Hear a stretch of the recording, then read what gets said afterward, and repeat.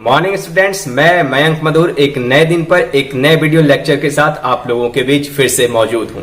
आज का जो वीडियो लेक्चर मैं आप लोगों के लिए लेके आया हूं वह है उप्स के features with the story of Mahatma Buddha. Mahatma Buddha की स्टोरी के साथ मैं उप्स के फीचर्स जो मैंने आपको पढ़ाए थे, जो मैंने आपको बताए थे, उससे रिलेट करने की कोशिश करूंगा और आपको इस तरह से उन फीचर्स को, उन उप्स के कंसेप्ट्स को बताने का प्रयास करूंगा कि आज के लेक्चर के बाद उन फीचर्स को आप कभी नहीं भूलोगे, उन कंसेप्ट्स को कभी नहीं भूलोगे। तो मेरे साथ आप लोग बने रहें और लगातार मेरे वीडियोस को आप लोग देखते रहें। जिन लोगों को कहीं कोई दिक्कत हो इन वीडियोस में, कहीं कोई समस्या हो, कहीं कोई क्वेश्चन हो, तो प्लीज कमेंट बॉक्स में लिखकर उसे आप सेंड कर दें। अगर कुछ नहीं समझ में आ रहा है तो दो बातें ही आप कर दें जिससे कि मेरा मोटिवेशन हो और मैं अच्छा से अच्छा वीडियो आप लोगों के लिए बना पाऊं। अभी तक बहुत से लोगों ने मेरे चैनल को सब्सक्राइब और लाइक नहीं किया है, उनसे रिक्वेस्ट है कृपया मेरे चैनल को सब्सक्राइब करो, लाइक करो और बेल आइकन को प्रेस कर दो जिससे लेटेस्ट नोटिफिकेशन आपको मिलती रहे और आप मेरे वीडियो से फायदा उठा सको। अगर आप सब्सक्राइब नहीं करते हो तो जो भी मेरे वीडियोस अपलोड होते हैं उनकी जानकारी आपके पास पहुंच नहीं पाएगी और आप उन्हें देख नहीं पाओगे और इन कंसेप्ट को आप समझ नहीं पाओगे। अगर इन कंसेप्ट को आप समझना चाहते हो, देखना चाहते हो तो आपको सब्सक्राइब करना होगा और सब्सक्राइब करने के बाद लाइक करो और बेल आइकन को प्रेस कर दो। चलिए, इतना काम तो आप कर सकते हो, तो प्लीज आपसे रिक्वेस्ट है सब्सक्राइब करें, लाइक करें और बेल आइकन को प्रेस कर दें। चलिए चलते हैं और आज की कहानी समझते हैं। Thank you.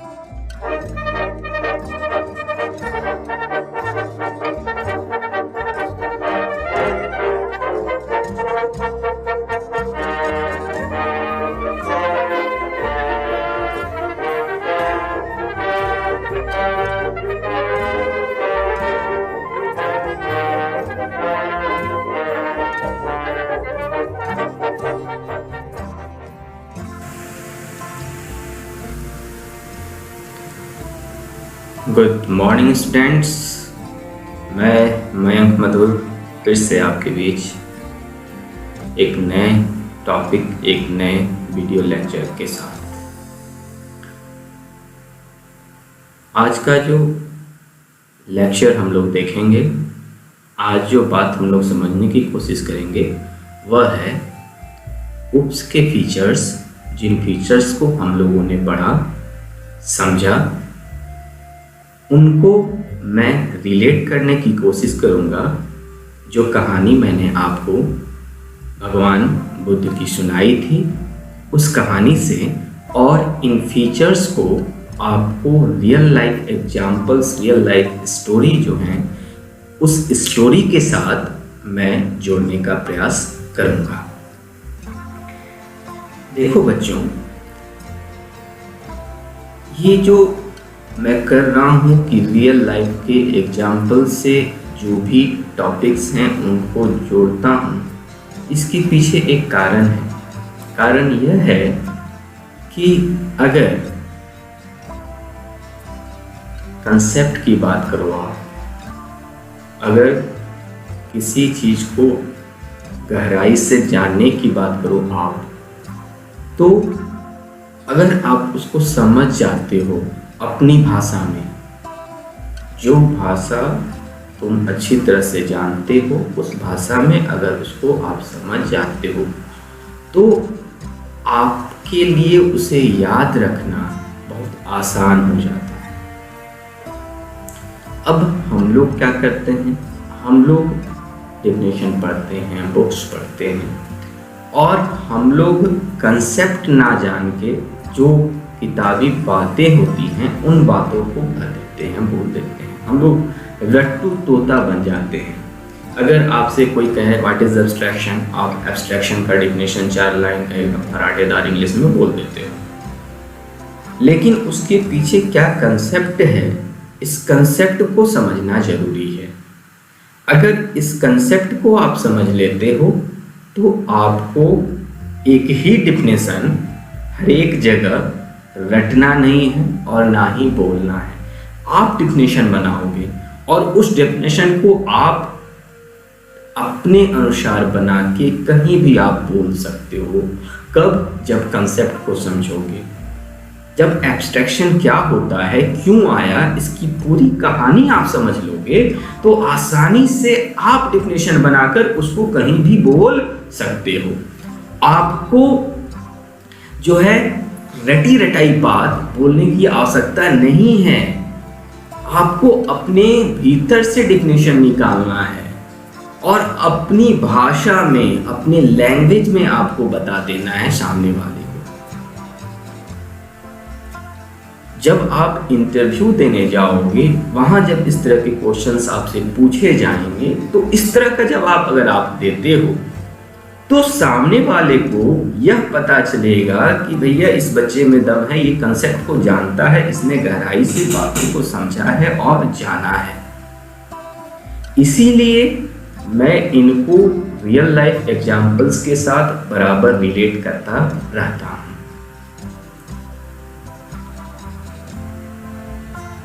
रटी रटाई बात हमको नहीं बोलनी है, हमें किसी भी कंसेप्ट को विस्तार से समझना है और उसको आसान शब्दों में समझना है।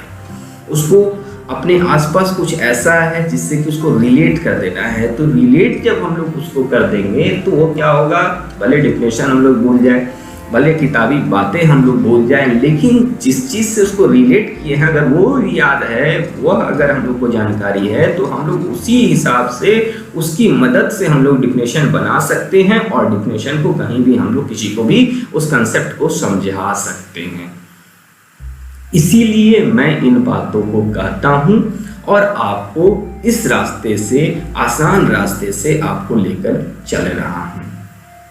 चलिए बच्चों आगे बढ़ते हैं और हम लोग आज देखते हैं उन उप्स के फीचर्स को जिसे हम लोगों ने पढ़ा था, और उन फीचर्स को मैं आपको महात्मा बुद्ध की स्टोरी जो मैंने आपको सुनाई थी उस स्टोरी से आज रिलेट करने का प्रयास करूंगा और रिलेट करके आपको आज विस्तार से और आसानी से आपको समझाने का प्रयास करूंगा। और मुझे ऐसी उम्मीद है कि आज के लेक्चर के बाद आप लोग उसके जो फीचर्स मैंने आपको पढ़ाए हैं उनको आप कभी नहीं भूलोगे। अगर इनको भूल भी जाओ, डिफिनेशन भूल भी जाओ, लेकिन अगर कहानी याद रहेगी तो वो सारी बातें आपके दिमाग में रहेंगी और जहां जाओगे आप, जहां आपसे कोई कंसेप्ट पूछा जाएगा, जहां उसकी जानकारी आपसे पूछी जाएगी तो आप उस जानकारी को, उस कंसेप्ट को आसानी से बता सकोगे।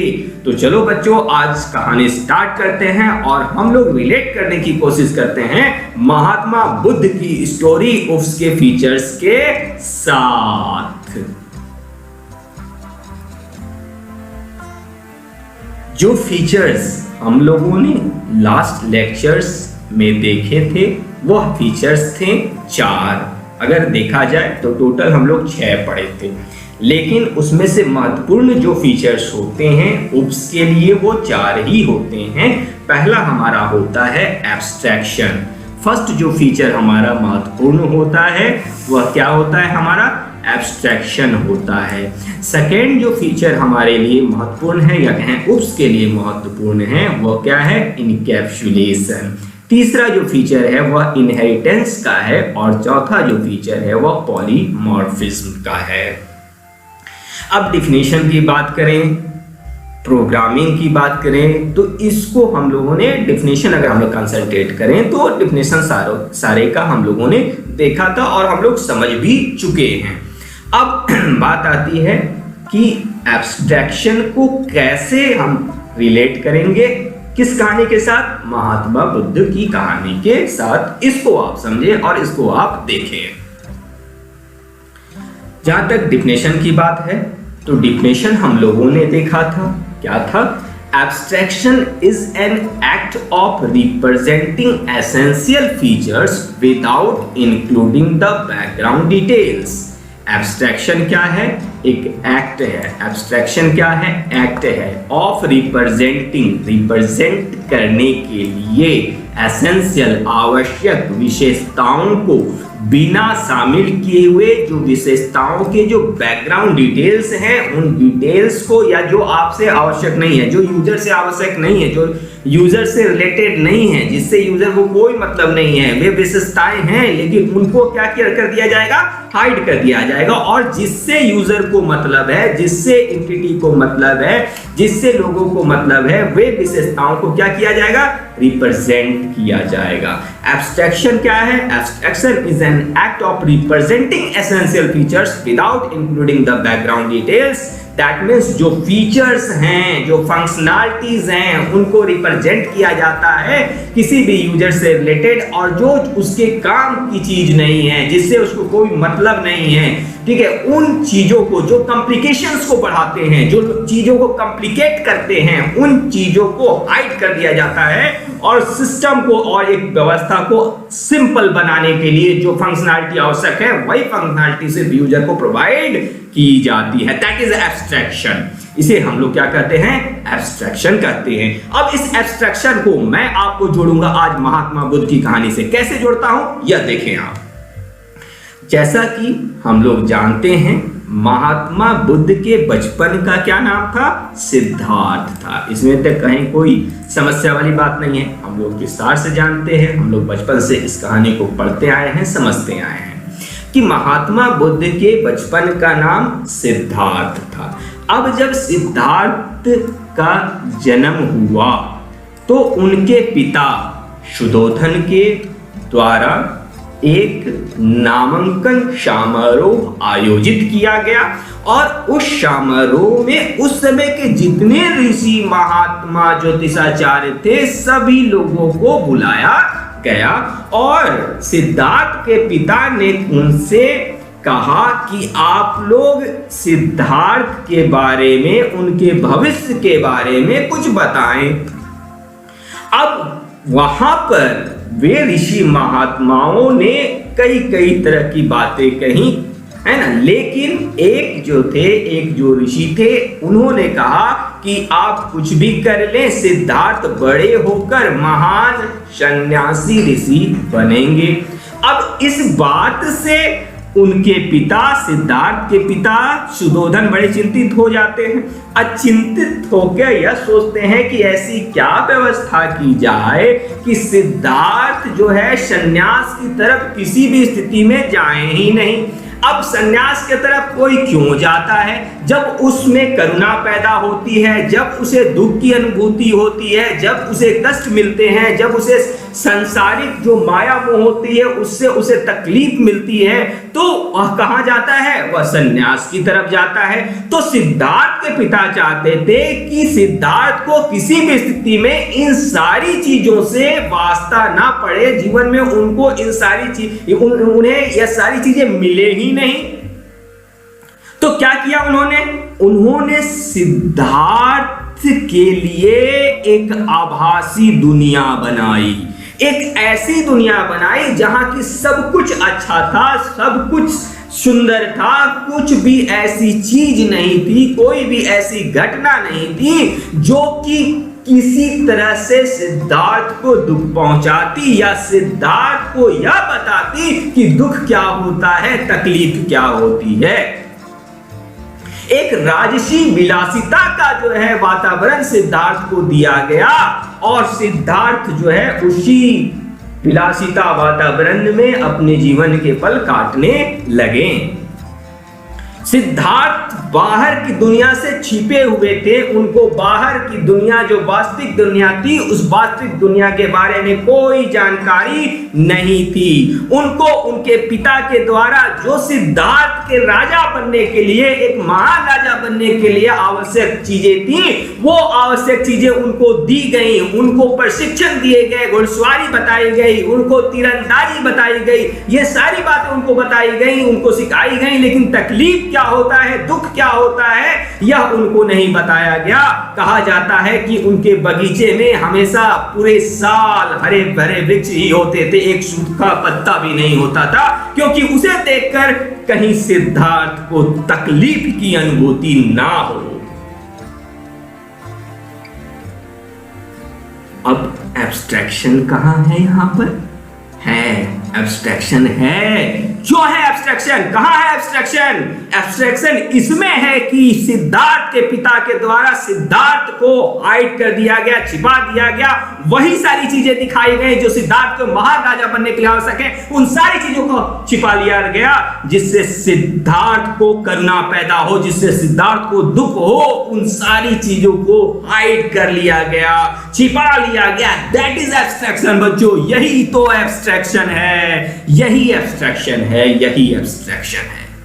Abstraction is an act of representing essential features without including the background details। इसका मतलब एब्स्ट्रैक्शन जो होता है, जो आवश्यक चीजें होती है किसी यूजर से रिलेटेड, उन चीजों को दिखाओ और जो भी कॉम्प्लिकेशंस पैदा करते हैं उन चीजों को हाइड कर लो, यही एब्स्ट्रैक्शन है। और सिद्धार्थ के पिता ने, शुद्धोधन ने क्या किया? उन्होंने सिद्धार्थ के लिए एक आभासी दुनिया बनाई और उस दुनिया में सब कुछ अच्छा था। सिद्धार्थ के लिए जो राजा बनने के लिए आवश्यक चीजें थी, वही चीजें उनको जो है उन्होंने दिखाई, उनको बताई। और जो वास्तविक दुनिया है, जो वास्तविकता जो थी चारों बगल की, उन वास्तविक दुनिया को उन्होंने क्या किया? छिपा लिया।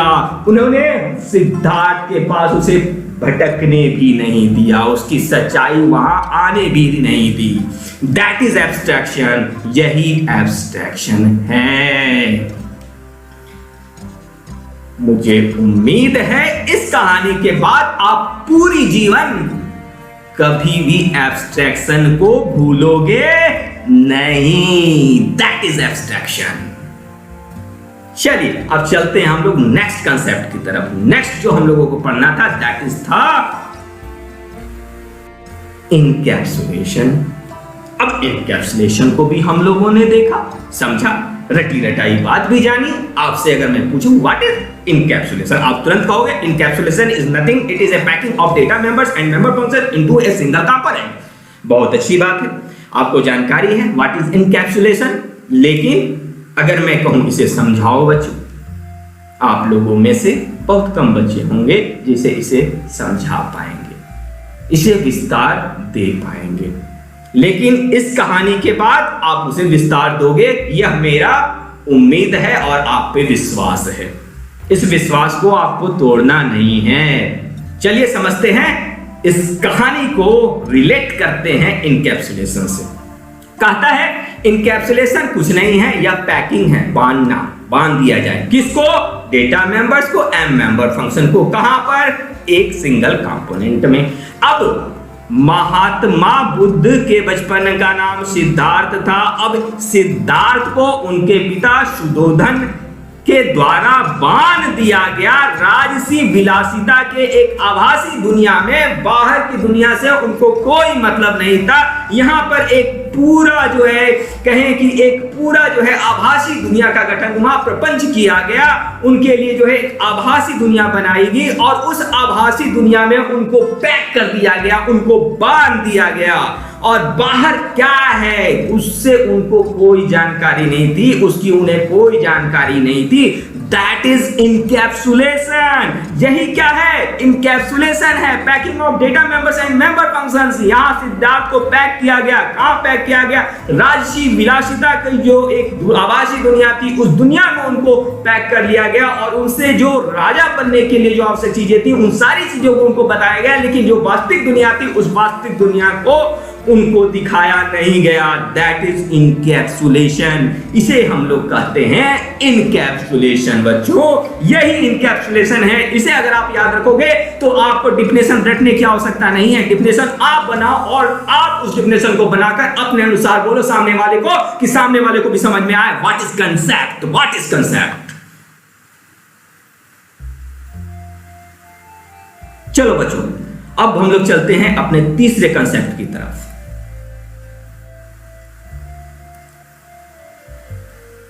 Inheritance. What is inheritance?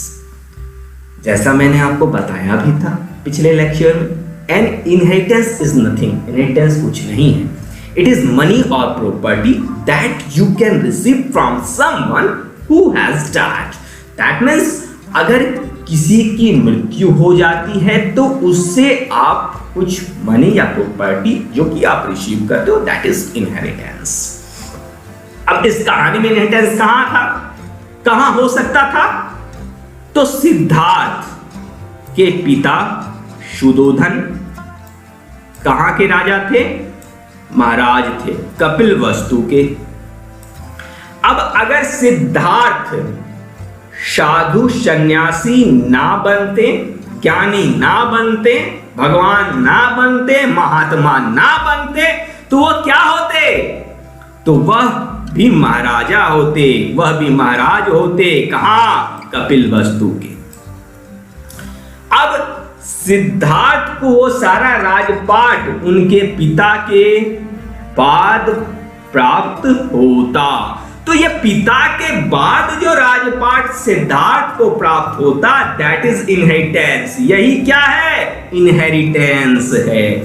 That means एक मनी या प्रॉपर्टी जो किसी को किसी से प्राप्त होती है उसके मृत्यु के बाद, दैट इज इनहेरिटेंस। तो सिद्धार्थ को उनके पिता की प्रॉपर्टी, उनके पिता का राजपाट, उनके पिता के मृत्यु के बाद, उनके पिता के राजा ना रहने के बाद प्राप्त होता। तो क्या होता? इनहेरिटेंस होता। लेकिन ऐसी बात तो हुई नहीं। लेकिन समझने के लिए तो आपको यह समझना होगा कि अगर ऐसा होता तो उन्हें यह राजपाट मिलता, तो वहां पे क्या होता? इनहेरिटेंस होता। तो इस इनहेरिटेंस की भी कहानी आप लोग समझ चुके हैं। आप इस कहानी को याद रखिए, इनहेरिटेंस का कंसेप्ट आप बनाइए और आप डिफिनेशन जो है सामने वाले को बताएं, तो एक नई बात होगी। रटी रटाई बात नहीं बोलनी है, हमें रट्टू तोता नहीं बनना है बच्चों।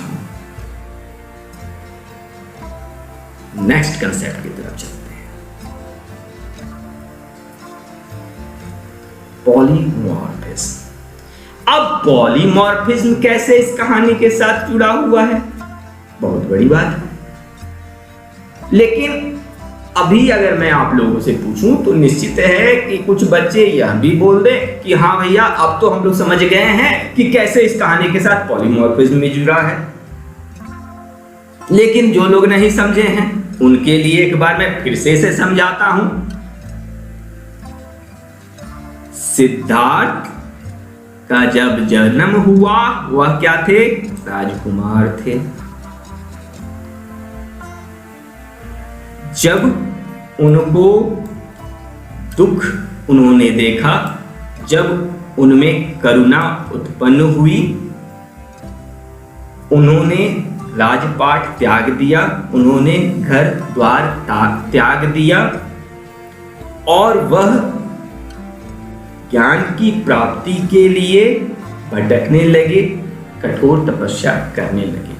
तो जो राजकुमार था सिद्धार्थ, वह क्या हो गया? साधु हो गया, जो कि कठोर तपस्या करने लगा और इधर उधर जो है भटकने लगा। अब भटकते भटकते उनको ज्ञान की प्राप्ति हुई। गया के सीमावर्ती क्षेत्र में उनको ज्ञान की प्राप्ति हुई और जब उनको ज्ञान की प्राप्ति हुई तो वही राजकुमार जो कि साधु बना और साधु के बाद महात्मा कहलाया, भगवान कहलाया, तो वही राजकुमार सिद्धार्थ ही।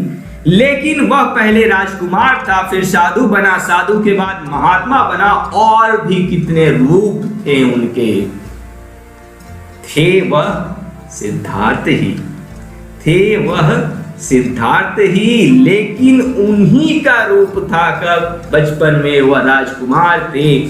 जब उन्होंने राजपाट त्यागा, साधु बने, साधु के बाद ज्ञान प्राप्ति के बाद वह महात्मा बुद्ध बने। दैट मीन्स पूरी जिंदगी में उनके अलग अलग रूप थे। That is polymorphism.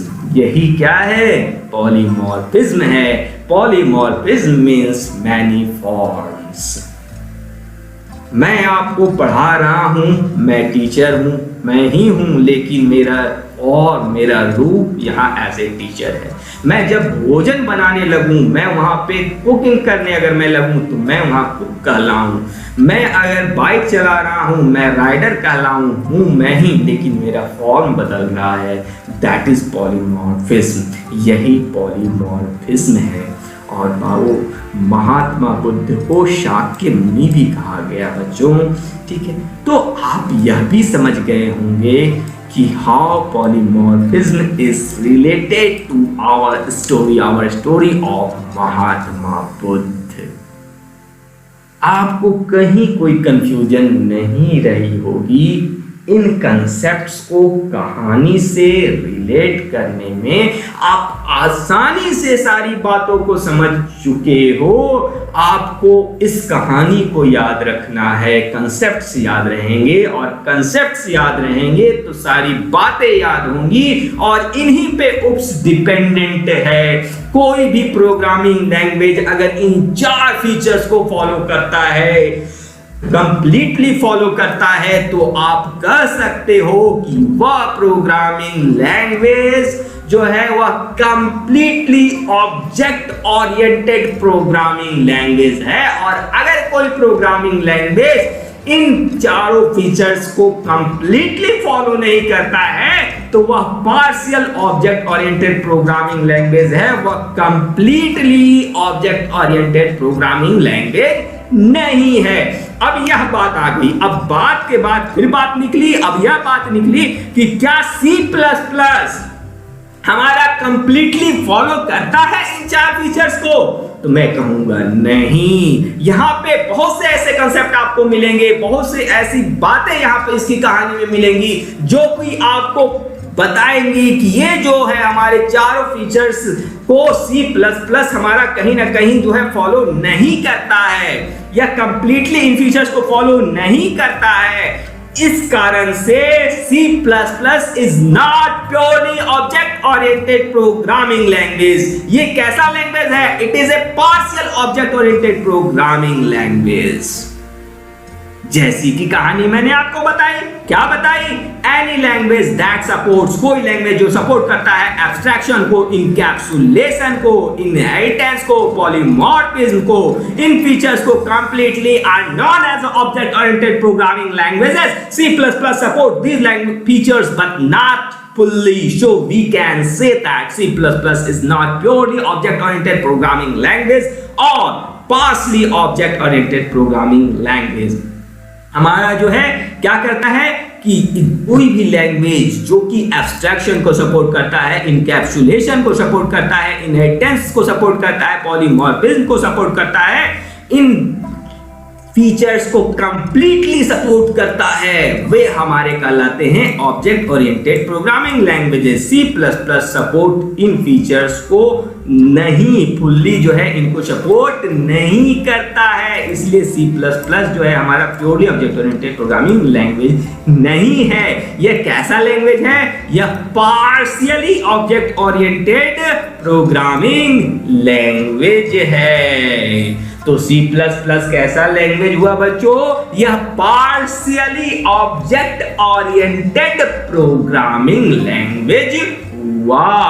अब कहां फीचर्स फुल्ली जो है ये सपोर्ट नहीं कर रहा है, इसकी कहानी में जब अब आगे जब मैं आपको बढ़ूंगा और विस्तार से और गहराई से जब मैं आपको बातों को बताऊंगा और समझाने का प्रयास करूंगा, वहां पे मैं आपको हर एक जगह बताऊंगा जहां भी जो है इन कंसेप्ट्स को, ऑब्जेक्ट ओरिएंटेड प्रोग्रामिंग के जो कंसेप्ट्स हैं उनको जो है जहां C++ फॉलो नहीं करता है, जहां सपोर्ट नहीं करता है, मैं वहां बताऊंगा कि भैया देखो ये जगह है यहाँ पे सपोर्ट नहीं कर रहा है, भैया देखो ये जगह है यहाँ पे सपोर्ट नहीं कर रहा है, और आसानी से आप बातों को समझ जाओगे।